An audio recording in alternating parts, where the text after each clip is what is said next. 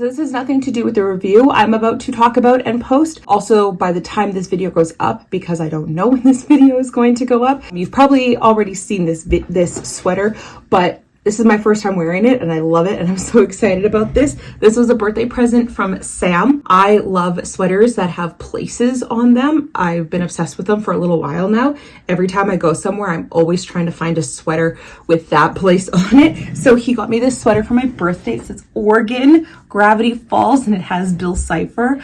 I love it because it's like a sweater of a place, but it's not like super duper obvious that it's like Gravity Falls. Like it almost looks like it could be like a real place. I mean, Oregon is a real place. Gravity Falls, Oregon is not a real place.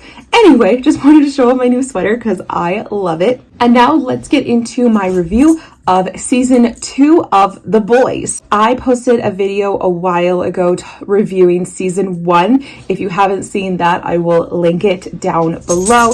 But today we're going to be talking about season 2. At this point when I'm filming this video, I'm actually like 2 episodes into season 3 already. So I know how season 3 starts and I've obviously finished season 2 all the way through. If you watched my video on season 1, then you know I had said that I liked season 2 a lot better than season 1, and with finishing the season and ending everything, can concur season 2 is way better than season 1 was, both in violence and just in the plot and the story and the characters in general. What I really liked about season 2 is that we actually got to learn a lot more reasons why Butcher hates Vought, and also we got to learn the reasons why MM and Frenchie also hate Vought. I said in my season 1 review that obviously they were part of the boys, but you never really understood like a lot of their motives behind it. We definitely learned their motives a lot in this season, which I thought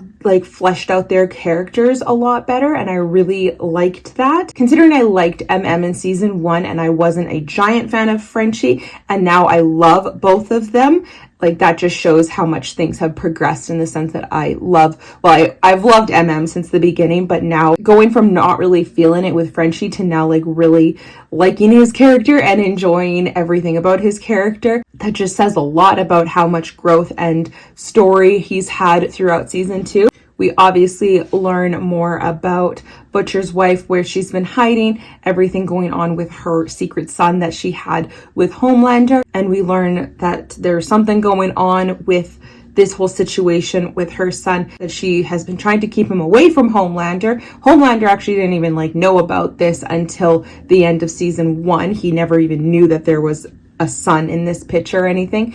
And now he all of a sudden wants to be like super involved, and she wants nothing to do with him being involved in any of this. So she's trying to keep him away. Butcher wants to try to get her out of there, help her escape, but she doesn't want to leave her son Ryan. Like I said, there's a lot more violence and brutal things that happen in this season. As I said in my season 1 review, there were certain things that happened, like the big major like gory things that happened in season 1 I knew about and I was ready for.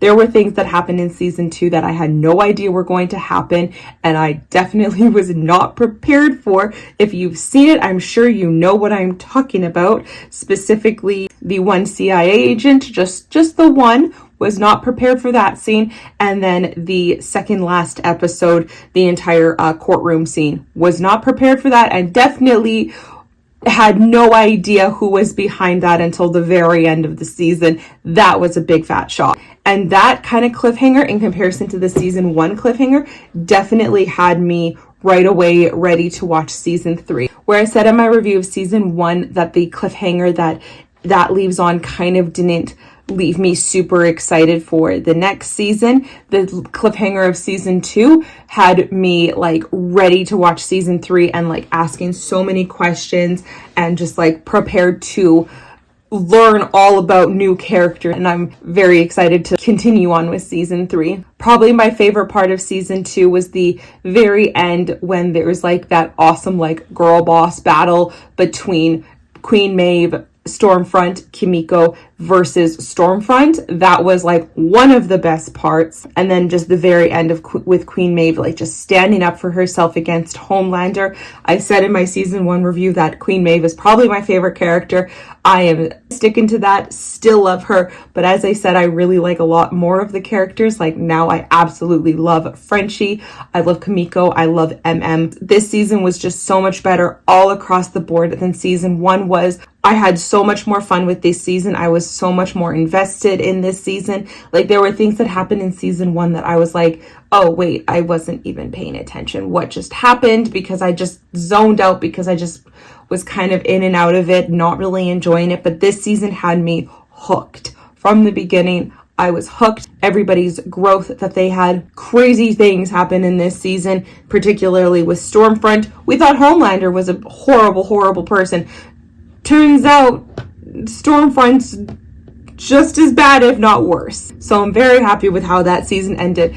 And another thing about the way that this season ended that I was saying to Sam, I was like, it's funny because this could almost end, like the way that season 2 ended, it could almost be like the very end of this show. Obviously, I know it continues. There's 2 more seasons following. If they wanted a happy ending, this would be the happy ending. Like the way that Queen Maeve just kind of like wrapped everything up. Butcher took Becca's son and is leaving him in the hands of this like CIA agent who's going to take care of him and keep him away from Vought and Homelander.